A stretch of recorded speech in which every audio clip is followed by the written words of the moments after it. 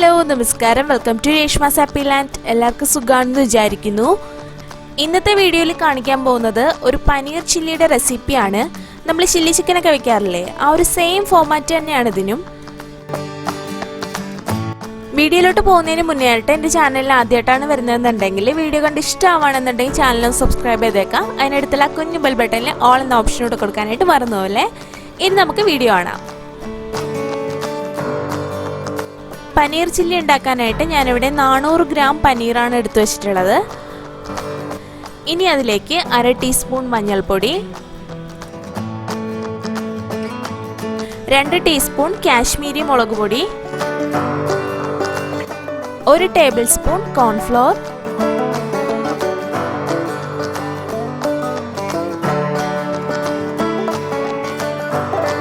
1/2 teaspoon ഉപ്പും കൂടി ചേർത്ത് കൊടുത്ത് നന്നായിട്ടൊന്ന് മിക്സ് ചെയ്യാം. മിക്സ് ചെയ്യുമ്പോൾ പതുക്കെ മിക്സ് ചെയ്യാനായിട്ട് നോക്കുക, ഇല്ലെന്നുണ്ടെങ്കിൽ അതെല്ലാം പൊടിഞ്ഞു പോവും. ഇനി ഇതെല്ലാം കൂടി മിക്സ് ചെയ്തിട്ട് ഒരു 15 മിനിറ്റ് ഒന്ന് റെസ്റ്റ് ചെയ്യാനായിട്ട് വെക്കണം.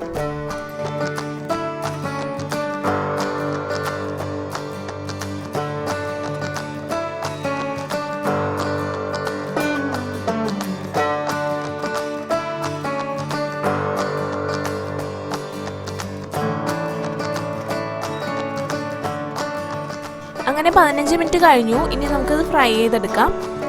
ഇപ്പം ഞാനിവിടെ എടുത്തേക്കുന്ന ഓയിൽ സൺഫ്ലവർ ഓയിലാണ്. ഓയിൽ നന്നായിട്ട് ചൂടായ ശേഷം പനീർ ഇട്ട് കൊടുക്കാം.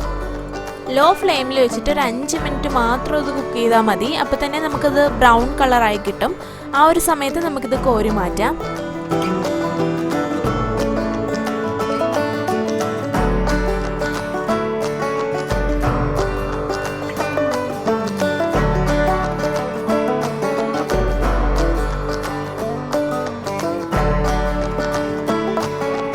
ഒരു 2-3 മിനിറ്റ് കഴിയുമ്പോൾ നമുക്കിത് തിരിച്ചിട്ട് കൊടുക്കാം.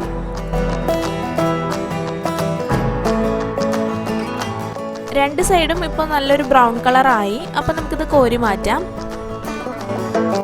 ഇത് ഇങ്ങനെ കഴിക്കാനും നല്ല ടേസ്റ്റാണ്. നമ്മുടെ ചായയുടെ കൂടെ കഴിക്കാൻ പറ്റിയൊരു അടിപൊളി സ്നാക്കാണ്.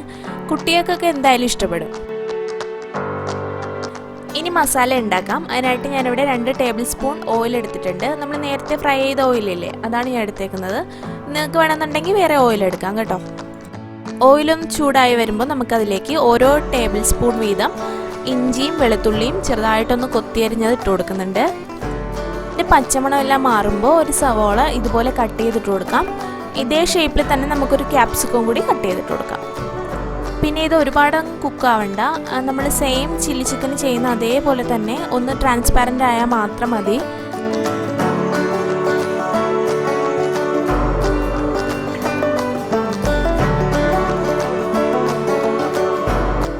ഇനി ഒരു 1/2 ടീസ്പൂൺ ഉപ്പും കൂടി ചേർത്ത് കൊടുക്കുന്നുണ്ട്. എന്നിട്ട് ഒരു 2-3 മിനിറ്റ് ഒന്ന് മിക്സ് ചെയ്തിട്ട് നമുക്ക് സോസുകളെല്ലാം ചേർത്ത് കൊടുക്കാം. ഇപ്പോൾ നന്നായിട്ട് കുക്കായിട്ടുണ്ട്. ഇനി നമുക്ക് സോസ് ചേർത്ത് കൊടുക്കാം. ആദ്യം ചേർക്കുന്നത് 1 ടേബിൾ സ്പൂൺ സോയാ സോസാണ്.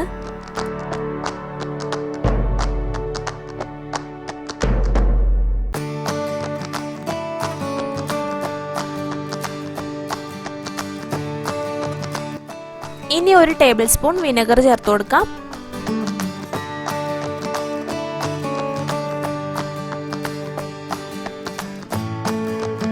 ഒരു ടേബിൾ സ്പൂൺ തന്നെ റെഡ് ചില്ലി സോസ് കൂടെ ചേർത്ത് കൊടുക്കാം.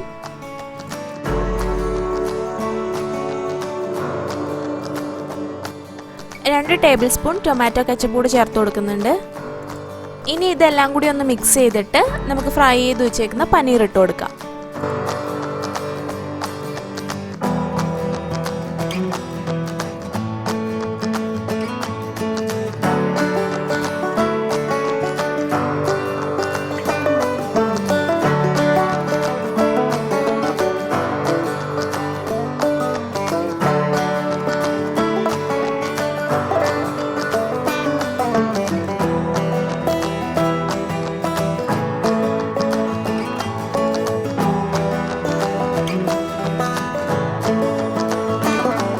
ഇതിപ്പോൾ ഡ്രൈ ആയിട്ടാണ് ഇരിക്കുന്നത്. അപ്പോൾ കുറച്ചൊന്ന് ഗ്രേവി കിട്ടാൻ വേണ്ടിയിട്ട് ഞാനിവിടെ 1/2 കപ്പ് ചൂടുവെള്ളം കൂടി ചേർത്ത് കൊടുക്കുന്നുണ്ട്.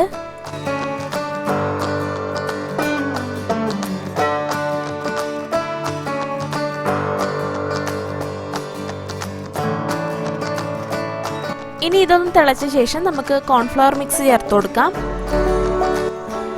ഇത് 1 ടേബിൾ സ്പൂൺ കോൺഫ്ലവർ 1/2 കപ്പ് വെള്ളത്തിൽ മിക്സ് ചെയ്തതാണ്.